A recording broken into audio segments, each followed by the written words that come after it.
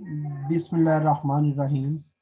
बेटा, आज की क्लास में हम लोग मैट्रिक्स इन्वर्जन की तरफ जो है वो प्रोसीड करेंगे।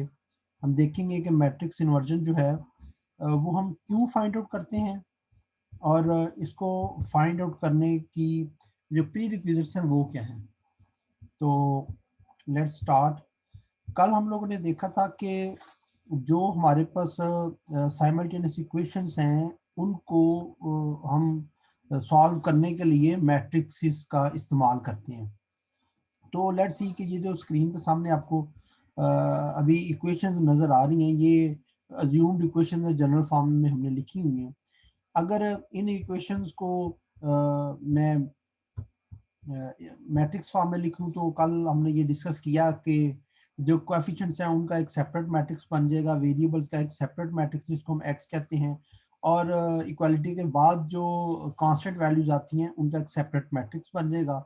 इसको हम लोगों ने नाम दिया था, जो कोएफिशिएंट का मैट्रिक्स है उसको हमने ए कहा था। इस वाले मैट्रिक्स को हम लोगों ने, ये वाला जो मैट्रिक्स है इसको हमने कहा था कि ये ए है। मैं कलर चेंज कर देता हूँ ताकि थोड़ी सी क्लैरिटी के साथ चीजें आपको नजर आ सकें।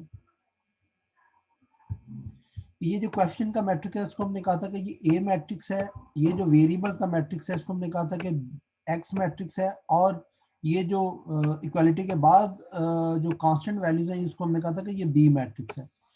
अब हमारा ऑब्जेक्टिव साइमल्टेनियस इक्वेशन में बेटा ये होता है कि हमने ये वेरिएबल्स की वैल्यूज फाइंड आउट करनी है। तो अगर हम इसको देखें फर्दर कि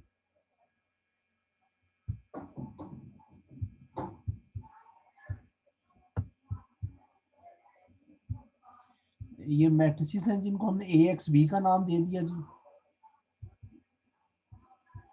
अब मैं अगर वो ए एक्स बी सिम्बल्स जो हमने यूज किए हैं उन्हीं को यूज करके आपको ये क्लियर करना चाह रहा हूँ कि हम ए इनवर्स या इन्वर्जन मैट्रिक्स की तरफ क्यों जाते हैं। क्योंकि हमारा ऑब्जेक्टिव होता है कि ये जो वेरिएबल्स का मैट्रिक्स है ये हमने फाइंड आउट करना है। तो ये फॉर्म है हमारे पास A X is equal to B, ये तीनों मैट्रिसेस हैं। ठीक है जी। अगर हम ए इनवर्स के साथ इसको मल्टीप्लाई करें, ये ए इनवर्स को अगर मल्टीप्लाई करेंगे तो हमने ये पढ़ा था कि ये आइडेंटिटी के बराबर है। आइडेंटिटी मैट्रिक्स को अगर मल्टीप्लाई करें तो इससे कोई फर्क नहीं पड़ता, इसलिए आइडेंटिटी विद एक्स अगर आएगा तो वो एक्स के बराबर ही होगा। तो बेसिकली ए इनवर्स से मल्टीप्लाई करने से क्या होगा कि एक्स के साथ जो कोएफिशिएंट का मैट्रिक्स है ये खत्म हो जाएगा, और ये खत्म होने के बाद ये इक्वालिटी के साइन के बाद जो बी का मैट्रिक्स है उसके साथ ए इनवर्स मैट्रिक्स जो है जो आ जाएगा। और ये हमारे पास जो फाइनल इक्वेशन आ जाएगी वो इस फॉर्म में आ जाएगी जी। एक्स जो वेरिएबल का मैट्रिक्स था वो बराबर होगा ए इनवर्स जो कोएफिशिएंट का मैट्रिक्स था वो मल्टीप्लाइड बाय बी जो हमारा इक्वालिटी के बाद जो कांस्टेंट इंटीजर्स से जो वैल्यूज थी उनका जो मैट्रिक्स है ये। तो बेसिकली ये एक्स वेरिएबल हमने फाइंड आउट करने के लिए, एक्स वेरिएबल का मैट्रिक्स की वैल्यूज फाइंड आउट करने के लिए हमें ये ए इनवर्स की जरूरत आती है। तो इसको हम ए इनवर्स को फाइंड आउट जो करना होता है इसे कहते हैं मैट्रिक्स इन्वर्जन। ठीक है। वेरिएबल्स की वैल्यूज फाइंड करने के लिए ये एक मेथड है जिसमें हम ए इनवर्स फाइंड आउट करते हैं और इसको हम कहते हैं मैट्रिक्स इन्वर्जन मेथड। ठीक है जी। अच्छा, अब हम लोग ए इनवर्स किस तरह से फाइंड आउट करते हैं इसके बारे में हम पढ़ेंगे। अच्छा जी, उसके लिए मैं आपको कुछ दूसरी स्लाइड्स हैं वो शेयर करना चाहूंगा आप लोगों के साथ।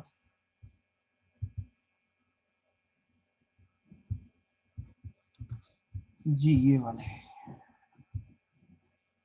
अच्छा बेटा, उसके लिए मैट्रिक्स से हमने बात की थी कि डिटर्मिनेंट्स क्या होते हैं। डिटर्मिनेंट्स बेसिकली वो स्क्वायर मैट्रिक्स होते हैं जिसकी नंबर ऑफ रोज और नंबर ऑफ कॉलम्स बराबर हो, हम उसको कहते हैं डिटर्मिनेंट।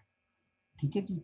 तो डिटर्मिनेंट्स जो होते हैं, अगर ए मैट्रिक्स है हमारे, ए मैट्रिक्स है, अगर उसको हम कहेंगे दैट इज ए की वैल्यू उसकी, तो उसको हम इस तरह ब्रैकेट्स के अंदर अगर ए लिख दें तो ये मैट्रिक्स कहलाएगा।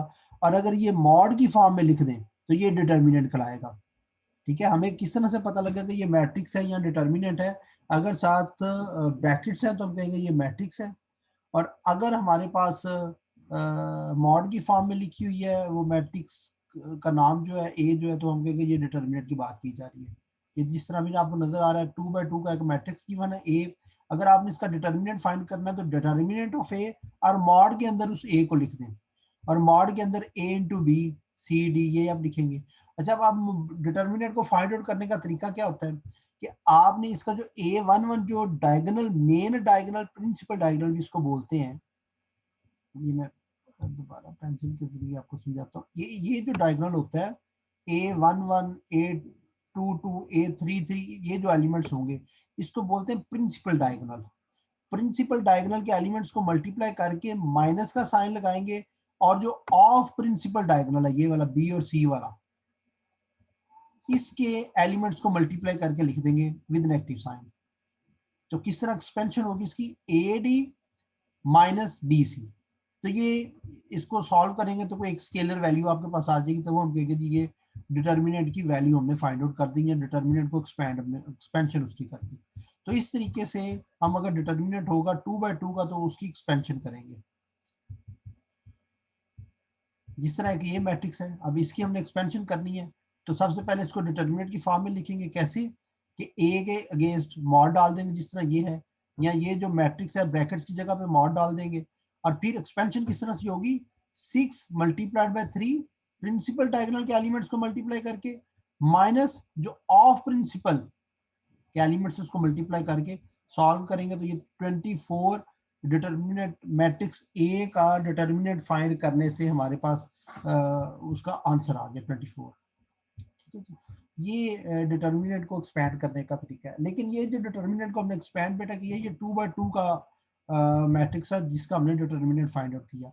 आमतौर पे जो हमारे पास डिटर्मिनेंट्स होते हैं वो 2/2 के नहीं होते, वो आमतौर पे जो आपको क्वेश्चन आएगा मोस्ट प्रोबेबली वो 3/3 का मैट्रिक्स होगा जिसका आपने ए इनवर्स फाइंड आउट करना होगा या डिटर्मिनेंट की एक्सपेंशन करनी होगी।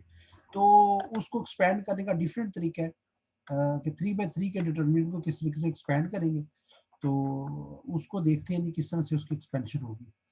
तो वीडियो का साइज ज़्यादा ना हो जाए इसलिए मैं दूसरी एक और बेटा वीडियो बनाता हूँ और वो आपको सेंड करता हूँ जी।